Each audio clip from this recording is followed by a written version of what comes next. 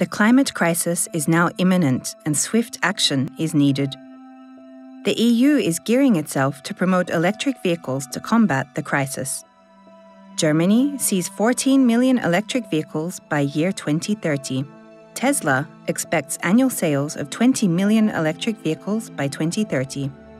The International Energy Agency, the World Bank, and other international institutions claim, however, that massive mining of rare and precious metals will be necessary to meet this production.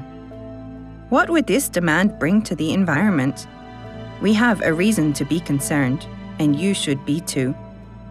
High-capacity batteries required for the energy transition need various rare metals for them to be reliably functional. A key metal required to produce these high-capacity batteries is nickel.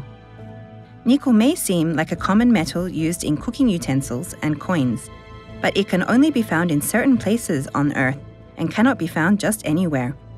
One such place is the Philippines, in the final frontier, the paradise island of Palawan. The fact that Palawan is the last ecological frontier of the Philippines is a very significant concern.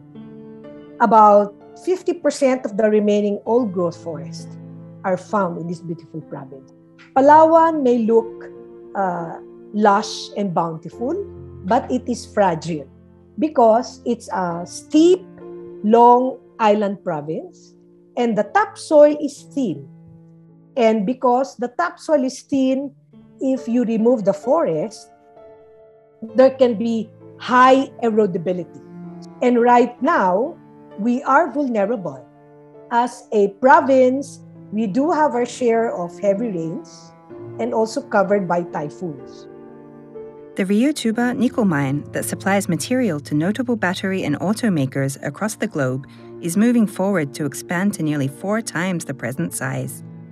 Palawan is so rich in nickel.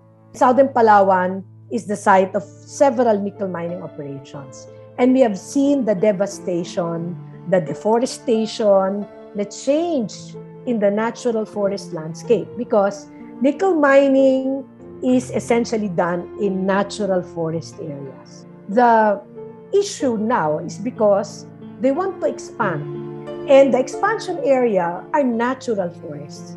So we have strongly argued that when you talk about environmental impact, you basically do not comply with the law. You contravene the law. Because the law says areas of maximum protection include natural forests. Now, other impacts besides the forest is, of course, water. Example, the presence of hexavalent chromium, in Rio Tuba. So almost every year that there is a finding and that has not been fully addressed, we documented reports of skin ailments, skin lesions from a community in Rio Tuba. It is a big environmental justice issue for us.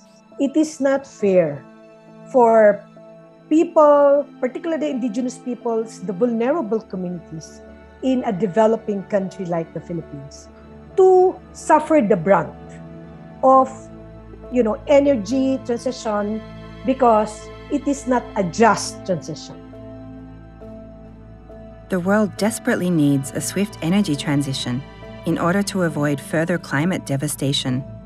However, a just transition cannot happen without the participation of local actors, including indigenous peoples, local residents, and workers involved in the mining and production phases. Unfortunately, many mining companies in the Philippines and Indonesia ignore the voices of the local people.